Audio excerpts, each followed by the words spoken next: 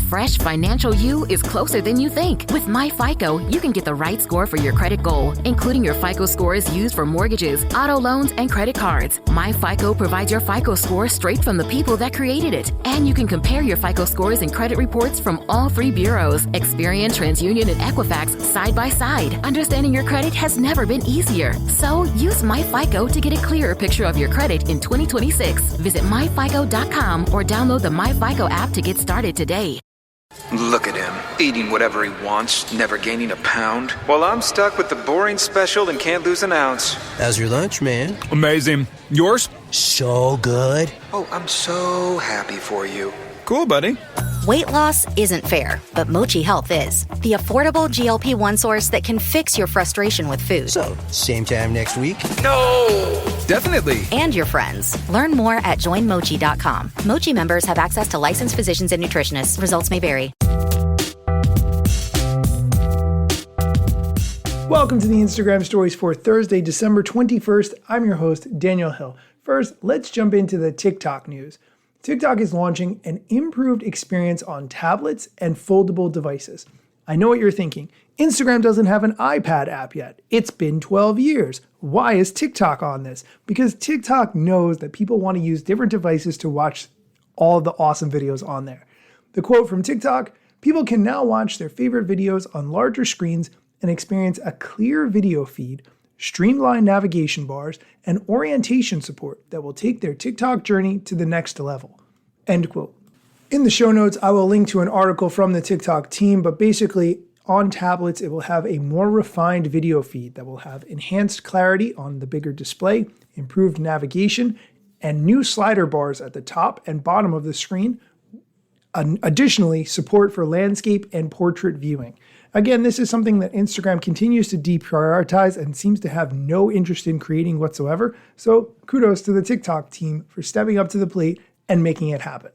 And let's do another piece of TikTok news. TikTok is testing new desktop-based tools for creators and marketers.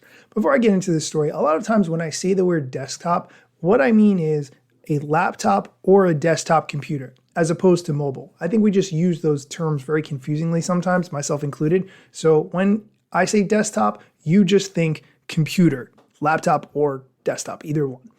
TikTok is working on new tools to help creators maximize their performance, this time via desktop-based creator tools, including a new Creator Center user interface, which has more analytics insights, updated discovery tools, and will be utilizing conversational AI. On the new Creator Center, on the desktop version of the app, some users with a business account are now seeing a new format for the analytics UI, which better lays out the various data points in a full screen viewing mode. I will link to a screenshot that you can check out. Basically, it shows your content performance over the past few days, audience response, dedicated full screen displays of all the stats that you care about. If you're someone who prefers to spend more time on a physical computer than a tiny screen, you will appreciate this. TikTok is also working on its Creative Center, which is where creators can find all the various insight tools like top ads, what trends they should be creating content for, keyword insights, and more. TikTok has added a new conversational chatbot guide to help users find exactly what they're looking for. Like, for instance, brainstorming TikTok creative ideas, writing TikTok ad scripts, and more. I like this usage of AI. I think it's a great idea. I will link to all of this in the show notes. We are going to take a quick break. When we come back, we're going to dive into some CapCut news. Ready to buy a car, a home, or just want to take control of your money? Your FICO score matters, and 90% of top lenders use it to make decisions. Check your FICO score for free today without hurting your credit score. Visit myfico.com/free or download the MyFICO app today. MyFICO gives you the score lenders use most, plus credit reports and real-time alerts to help keep you on top of your credit. Visit myfico.com/free and take the mystery out of your FICO score. Stick around. And we're back. Okay, keeping with the theme of TikTok news, now let's dive into some CapCut news. CapCut is a video editing app, and I would say the best video editing app on mobile devices.